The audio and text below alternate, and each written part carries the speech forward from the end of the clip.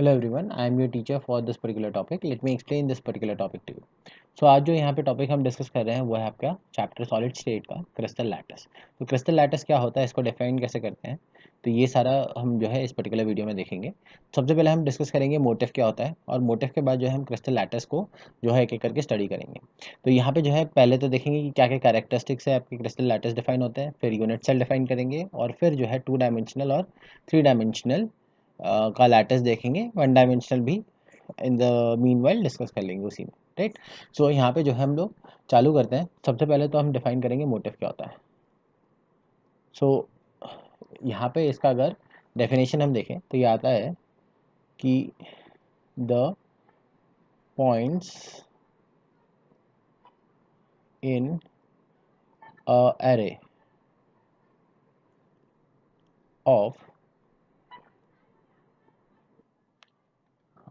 of atoms and molecules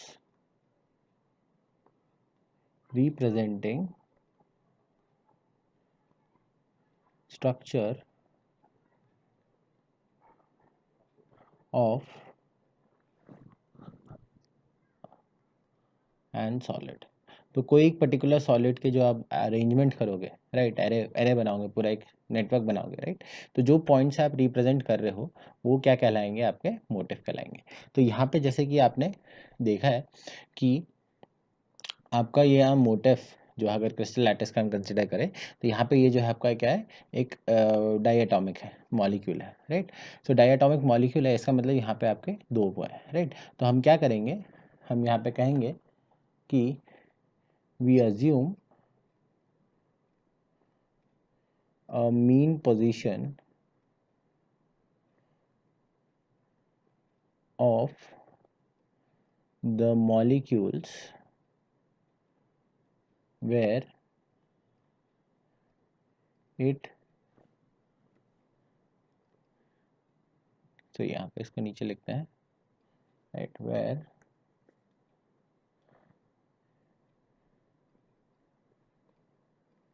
it can be assumed as a point।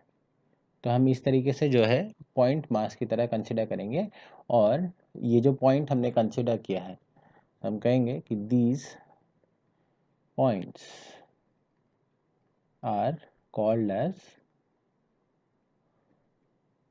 lattice points, right. तो यहाँ पे जो mean है, मीन पोजीशन है, उसको हम क्या कह रहे हैं, लैटिस पॉइंट से रिप्रेजेंट करते हैं। और लैटिस पॉइंट्स जो है बेसिकली आपको क्या देता है, एक मोटिव देता है, राइट, एक मीन पोजीशन देने में, अज्यूम करने में हेल्प करता है, राइट। तो इसको जो है हम किस तरीके से रिप्रेजेंट करें और उसके बाद जो है इसका मीन कैसे निकालें, वो आपका डिपेंड करेगा, राइट। सो इस तरीके से जो है हम लैटिस पॉइंट डिफाइन करते हैं। अब जो है हम लोग आगे बढ़ते हुए कि स्पेस लैटिस देखते हैं एक बार, which is representing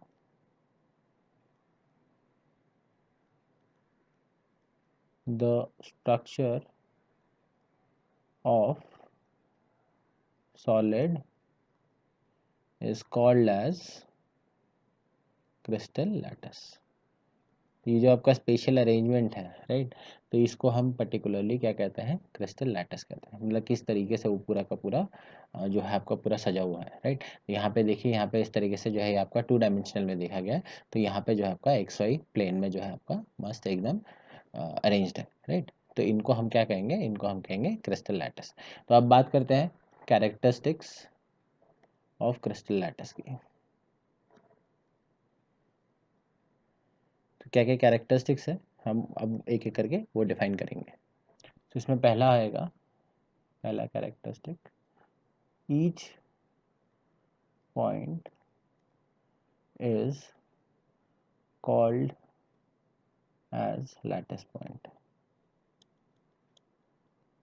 राइट। तो सारे जो पॉइंट्स होंगे उनको हम क्या कहेंगे, लैटिस पॉइंट कहेंगे।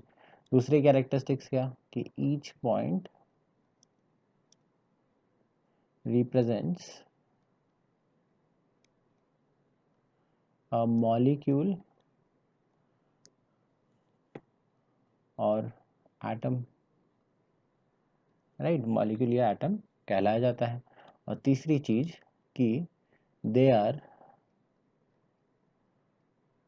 Joined by straight line. तो ये जो आपका स्ट्रेट लाइन से जो है आपका बनाया जाएगा, right, to make to create, लिख देते हैं, to create given geometry, geometrical lattice कह देते हैं। तो जो भी आपका गिवन ज्योमेट्रिकल लैटिस है बेसिकली उसको आप जो है स्ट्रेट लाइन से ज्वाइन करो, तभी आपको जो है पूरा ऐसे इमेजिनेशन जैसा लैटिस दिखना चाहिए, वैसे दिखेगा। और हम यहाँ पे कि यूनिट सेल डिफाइन करते हैं अब कि द स्मॉलेस्ट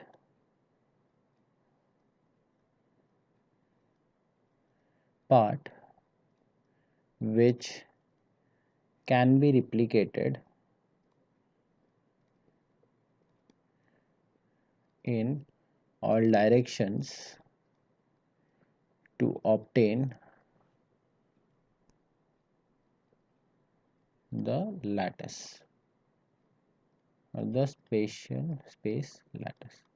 आपका जो स्पेस लैटिस है, जो आपका पूरा का पूरा जो आपका स्ट्रक्चर है इस तरीके से, तो मान लीजिए ये छोटा सा जो क्यूब है, इस छोटे से पार्ट को अगर मैं रिपीट करता रहूँ हर डायरेक्शन में एक्स वाई जेड, तो जो है आपका पूरा का पूरा लैटिस क्रिएट हो सकता है। तो स्मॉलेस्ट पार्ट को हम यूनिट सेल कह रहे हैं।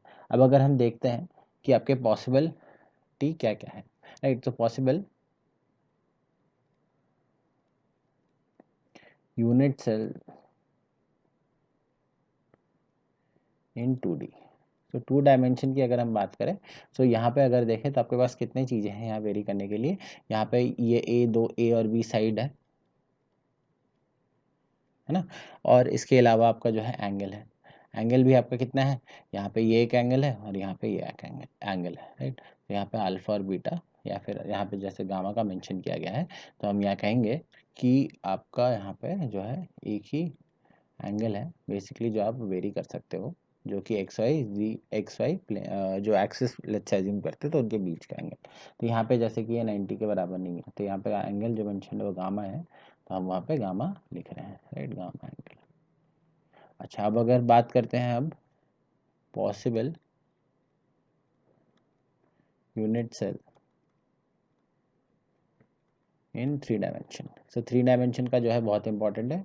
इसी के साथ साथ हम लोग जो है पूरे सारे जितने भी लैटिस हम पढ़ने वाले हैं सारे के सारे इन्हीं यूनिट सेल से बनेगा, 3 डायमेंशनल होगा, क्योंकि हमारा वर्ल्ड 3 डायमेंशन है। तो यहाँ पे आपका ABC 3 साइड्स आएंगे जो वेरी होंगे, और अल्फा बीटा और गामा 3 एंगल होंगे जो वेरी होंगे। तो ये 2 चीज़ें जो ये 6 चीज़ें जो हैं आपकी वेरी कर करके हम जो है पढ़ेंगे कि यूनिट सेल्स कैसे कैसे होते हैं, राइट। तो हम लोग जो है यहीं तक रखते हैं इस पर्टिकुलर टॉपिक में। So I hope you have understood the explanation of this particular topic. Thank you.